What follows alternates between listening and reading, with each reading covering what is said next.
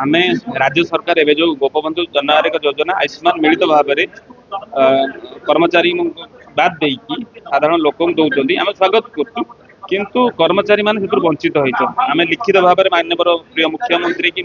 स्वास्थ्य मंत्री की मुख्य सचिव अन्य सचिव मान लिखिकी देचु गुहारी करूँ शुणा जाए आम अनुरोध करुँ आमको बाद देकी विकसित ओडिशा कथा कल्पना करा पारिबनी राज्य सरकार सबू योजना को आम गाँव में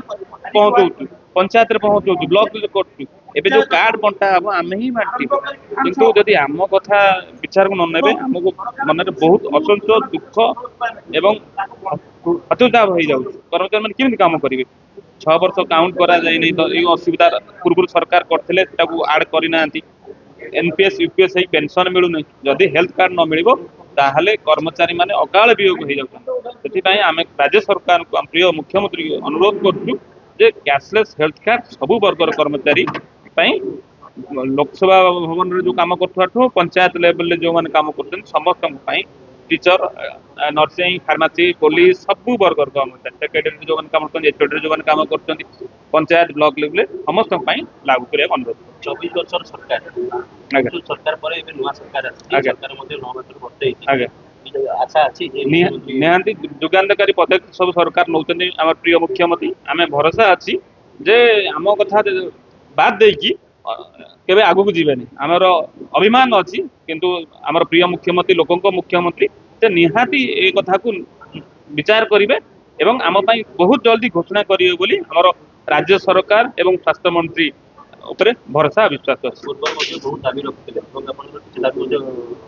पूर्वर किसी जुगानकारी पदक्षेप नेले जो रिहाबिलिटेशन स्कीम टा थिला राज्य सरकार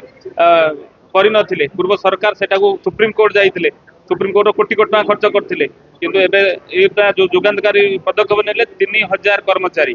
3000 कर्मचारी माननीय मुख्यमंत्री आमर पृथ्वीराज हरिचंद्र जे लॉ मंत्री अच्छी आउ एडवोकेट जनरल पीताम्बर आचार्य को बहुत बहुत धन्यवाद दूसरी लीडरशिप रे जो केसटा उठे देले जो राज्य प्राय 3000 कर्मचारी चाकरी पाई जो 20 पूर्व जो मैंने मृत्युवरण करते 1990 हिसाब से 2-3 दिन पूर्व कैबिनेट निष्पत्ति होती आम मुख्यमंत्री आम लॉ मिनिस्टर और पीताम्बर आचार्य एडवोकेट जनरल को आम धन्यवाद लोकों सरकार आज्ञा लोकों सरकार हिसाब से प्रति गरीब दुख जानते समस्त दुख बुझी पारती मुख्यमंत्री आप निहाती कारण आम जो कथा जाओ मुख्यमंत्री पूरा आमर दुखटा शुणती फिल करती आम भी दुख मुख्यमंत्री पाखे पहुँचब से फिल कले ही कौन मुहूर्त घोषणा करदे कारण यहाँ बेसी पैसा नुह जो आरसीएम जाऊँगी बहुत पैसा आगु अच्छी से बहुत पैसा आड़ू साड़ू पलाऊँ भूल भाल बिल देकी नहीं जाऊँ आम से पैसा ना से पैसा स्वास्थ्य बीमाटा लागू हो माने अधिका किसी पैसा बोझ भी ना जे 1000 कोटी टंका किसी पैसा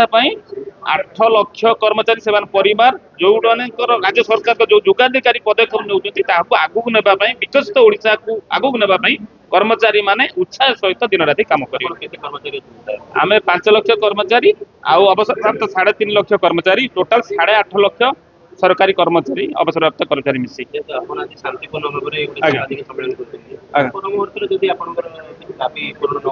आम आशा अच्छी आम ए सचिव मुख्य शासन सचिव स्वास्थ्य मंत्री जिलापाल जरिया माननीय प्रिय मुख्यमंत्री दाबी पत्र दबू जदि ता भर मस पर ना बाध्य होम राज्य रास्ता ओल्लू कि पूर्व राज्य सरकार घोषणा कर आशा और विश्वास आम प्रिय मुख्यमंत्री अच्छी Rajendra Mallik vice president NMOPS ये जनमंगल के राष्ट्र में सरकार कर्तव्य होची हमको शिक्षा स्वास्थ्य जगह देवा किंतु आज जो ओडिशार प्रत्येक कर्मचारी स्वास्थ्य सेवा पाइबे स्वास्थ्य बीमा पाइबे आम सरकारी कर्मचारी जो मैंने सरकार सबू पॉलिसी को इम्प्लीमेंट करुचु से स्वास्थ्य सेवा वंचित है हजार हजार आम कर्मचारी मरी जाउछंती केवल से हेल्थ बेनिफिट पाई पारना तेणु आम ये सांबादिक सम्मेलन माध्यम सरकार को निवेदन करुचु आमर प्रिय मुख्यमंत्री मोहन साह को निवेदन करुचु जे आमर दाबी को यथार्थ विचार करी आमको स्वास्थ्य सेवा जोगई दियो जदि यही प्रकार कौन कार्यक्रम न निए सरकार बा आमको आम संगे आलोचना न करती तेबे एप्रिल 1 तारिख रे जो हेल्थ कार्ड बंटन कर व्यवस्था अच्छी आम संपूर्ण रूपे विरोध करूँ एवं ଆମର ଯେତେ କର୍ମଚାରୀ ଅଛନ୍ତି 5 ଲକ୍ଷ ସରକାରୀ କର୍ମଚାରୀ ଅଛନ୍ତି ପଞ୍ଚାୟତଠୁ ଆରମ୍ଭ କରି ଆସେମ୍ବଲି ପର୍ଯ୍ୟନ୍ତ ଆମେ ଘେରାଉ କରିବୁ ପରିବାର ସହିତ ଆସିକି ବସିବୁ ରାଜରାସ୍ତାରେ କାରଣ ଯଦି ଆମେ ନିଜେ ନ ବଞ୍ଚିବୁ ଓଡ଼ିଶାର ସେବା କରିବୁ କେମିତି ଆଜି ପ୍ରଗତିଶୀଳ ଓଡ଼ିଶାରେ ଯଦି ତାକୁ ଆଗେଇ ନେବାକୁ ଅଛି ସରକାରଙ୍କ ଭିଜନକୁ କାମ କରିବାର ଅଛି ତେବେ ଆମର ସ୍ୱାସ୍ଥ୍ୟ ନିହାତି ଦରକାର ତେଣୁ ଏ ମାଧ୍ୟମରେ ଏଇ ସାମ୍ବାଦିକ ସମ୍ମିଳନୀ ମାଧ୍ୟମରେ ମୁଁ ସରକାରଙ୍କୁ ପ୍ରାର୍ଥନା କରୁଛି ଯେ କର୍ମଚାରୀ ମାନଙ୍କର ସ୍ୱରକୁ ବୁଝନ୍ତୁ କର୍ମଚାରୀ ମାନଙ୍କ ଦୁଃଖକୁ ବୁଝନ୍ତୁ ଧନ୍ୟବାଦ ଯଦି ଆପଣ କିଛି ନ ହୁଏ ଆପଣ ଏହାର ଜବାବ ଦେବେ ନାଇଁ ଇଲେକ୍ସନ